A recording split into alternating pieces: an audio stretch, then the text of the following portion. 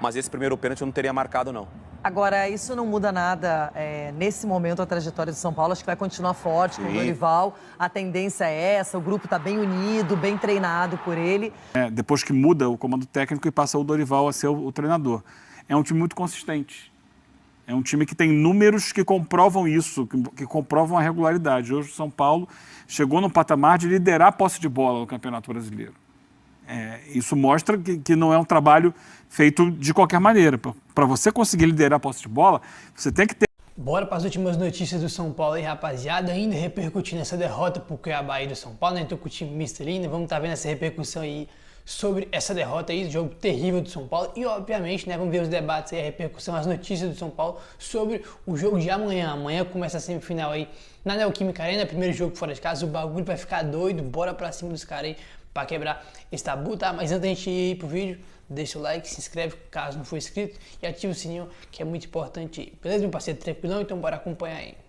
E agora a gente fala do seu São Paulo, que não estava mais acostumado a perder, mas acabou, na minha opinião, o São Paulo não jogou mal, só que estava com a cabeça na Copa do Brasil nitidamente, Dorival expulso e o Cuiabá, surpreendente Cuiabá, venceu. E Antônio Oliveira, né, um técnico português, mais um que está aqui no Brasil, levou a melhor nessa. E o Daverson, acorda, Daverson. A gente gosta dele, né? Mas bem louquinho às vezes. Segundo pior visitante do Brasileirão, o São Paulo enfrentou o Cuiabá, terceiro pior mandante. E começou melhor. Aos 13, Caio Paulista, de fora, ao lado do gol de Walter.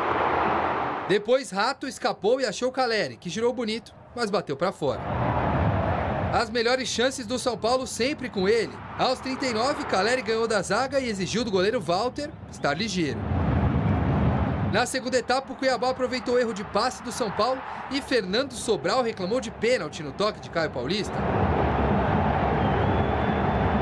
O árbitro Bruno Mota Correia precisou do VAR para marcar. Por reclamação, Dorival Júnior foi expulso. Primeiro que a expulsão foi correta. Eu falei que a arbitragem estava vergonhosa e tirando toda a confiança dos jogadores dentro de campo. Na cobrança, Daverson até deslocou o goleiro Rafael, mas parou na trave e desperdiçou a chance do Cuiabá sair na frente.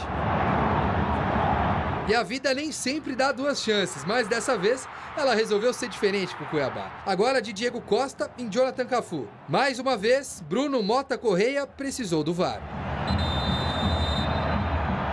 Mas agora mudou o cobrador. Cleison, ex-Corinthians, foi para a bola. Ele trocou de lado e mandou para a rede. Cuiabá na frente. São Paulo tentou responder com substituições e também com a falta de Pablo Maia para fora. Aos 31, entrou o centroavante paraguaio Isidro Pita no Cuiabá. E ele precisou de 1 minuto para marcar o dele. Fernando Sobral deixou Pita na boa e aí não teve jeito. Cuiabá 2-0. O gol de honra do São Paulo veio com Natan, já nos acréscimos. Mas ficou nisso. Foi só a segunda vitória em casa do Cuiabá, que está 4 jogos sem perder. A primeira da história do clube sobre o São Paulo. E a 5ª derrota do tricolor, que segue sem saber o que é vencer fora de casa no Brasileirão. Fora de casa, na Copa do Brasil, nós temos conseguido vitórias. Então, isso daí não é um problema que nós temos que ficar debatendo a todo momento. Nós temos consciência que realmente não aconteceram no Campeonato Brasileiro, mas a equipe está preparada para jogar, para criar, para buscar, com a mesma intensidade de quando joga no Morumbi. O resultado foi merecido por parte do Cuiabá, fizeram por merecer, se aproveitaram muito bem de dois momentos nossos. Isso é muito mérito do trabalho de todos os jogadores, eles que fazem as coisas acontecerem, mas deixar um alerta e bem claro que não tem nada ganho, a gente está passo a passo, jogo a jogo. Mas a hora é de digerir rápido o que aconteceu, porque amanhã já tem semifinal da Copa do Brasil, jogo de ida contra o Corinthians. Com o Corinthians, sempre um clássico, além da importância que tem, o grau de dificuldade que apresenta, mas o São Paulo vai estar preparado para 2 grandes jogos, eu não tenho dúvidas disso. E vamos fazer de tudo para que possamos merecer aí a nossa classificação. O campeonato está muito igual, a verdade é essa. Ora um time ganha, ora perde. O São Paulo vinha numa sequência mais positiva, até de estabilidade mesmo. Mas aí, pensando na Copa do Brasil, o Cuiabá também jogou com a torcida, foi pra cima, soube se impor. Acho que tem que valorizar, sim, o mérito de quem venceu. 2 lances mais polêmicos, 2 pênaltis marcados pela arbitragem. E aqui acho que nós dois temos a mesma opinião, é raro. Sim. Eu não marcaria a primeira penalidade, mas a segunda com certeza. Não tenha dúvida. Então, o Tô Cuiabá... contigo. Dá pra dizer que o Cuiabá foi superior ao São Paulo? O São Paulo até reagiu no final com um golzinho, mas era tarde demais. Muito mais no desespero ali, Loirão, de tentar reverter ou diminuir a vantagem do que propriamente uma construção. Foi um jogo ruim do São Paulo, apesar do São Paulo ter ido com um time até competitivo, principalmente no segundo tempo, mas o São Paulo em nenhum momento conseguiu, acho que, incomodar de verdade o Cuiabá. O Cuiabá, acho que na maior parte do tempo, conseguiu ter o controle. A gente está mostrando as imagens, né, dos pênaltis. Esse foi o primeiro pênalti, que aí eu concordo com você. Para mim, ele já vai deixando... Olha a pontinha do pé dele, ó. Pontinha do pé. Ele já vai simulando, já vai cavando. Então, eu acho que não foi pênalti lance. Agora, o segundo lance, que é o Diego Costa impede ali a finalização do jogador do Cuiabá dentro da pequena área. E aí sim, o segundo pênalti, na minha opinião, aconteceu. Mas esse primeiro pênalti eu não teria marcado, não. Agora, isso não muda nada. Nesse momento, a trajetória de São Paulo acho que vai continuar forte com o Dorival. A tendência é essa, o grupo está bem unido, bem treinado por ele. Mas tem a Copa do Brasil, que é o evento mais importante, é um título inédito. Jogo amanhã, um clássico contra o Corinthians. A CBF foi justa, colocou os 2 jogos ao mesmo tempo, para ninguém ter vantagem. E o Corinthians volta com empate contra o Bahia.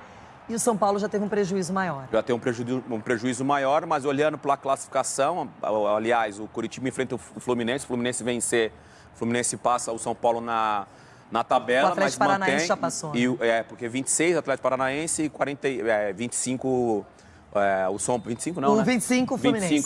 25, aí vai a 28, aí passa aí o Fluminense, o São Paulo e também o Atlético Paranaense. Mas olhando a prioridade nesse momento, que é a Copa do Brasil, não só porque a situação é mais confortável, situação financeira, um resultado não é bom, né? Você perder dentro de um campeonato brasileiro, mas o São Paulo está mais confortável. Não é? Ituano. Contra o Sport, o São Paulo ganhou lá no Recife, perdeu no Morumbi e a decisão foi para os pênaltis. Contra o Ituano, o São Paulo ganhou fora, se não me engano, empatou no Morumbi, mas na Copa do Brasil está 100% fora de casa. É o tricolor do Dorival, ele dizendo que o time tem que ter a mesma intensidade jogando na Neoquímica Arena que tem no Morumbi. Não tem conseguido isso, pelo menos nos jogos do Brasileiro, Breler. O São Paulo no Brasileiro realmente vai muito mal como visitante. Essa partida contra o Cuiabá mostrou isso. O São Paulo, às vezes, até disperso na partida, deixando o adversário dominar as ações no campo ofensivo.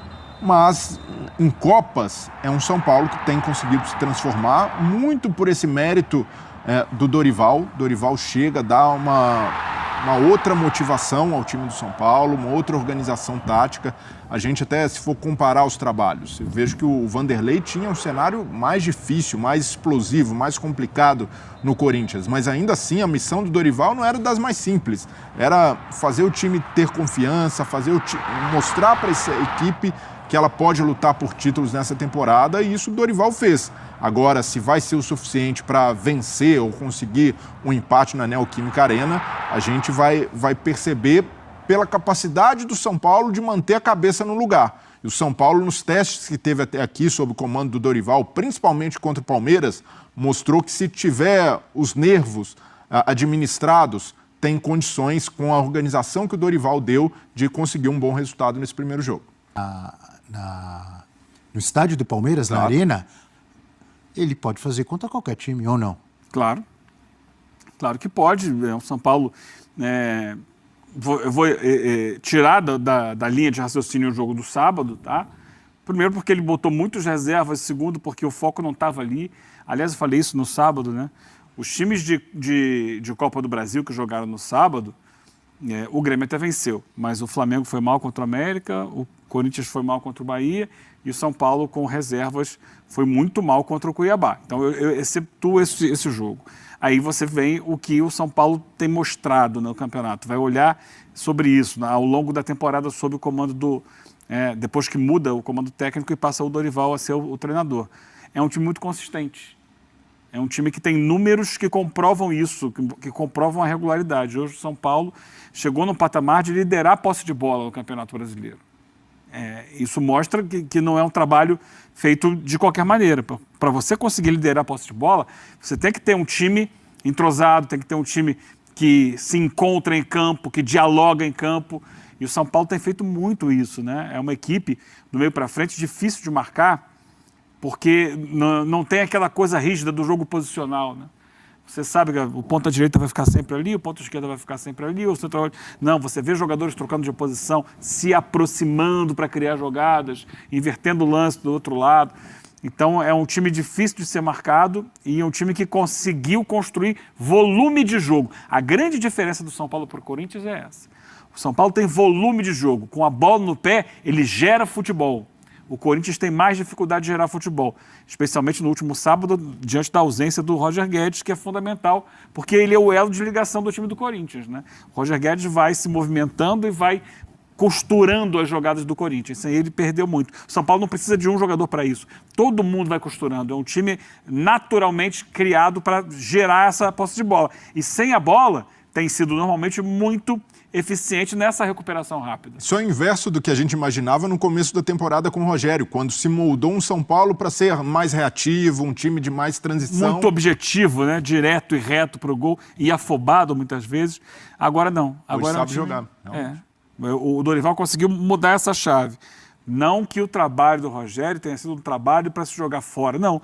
Ele soube aproveitar o que de bom havia ali e melhorar.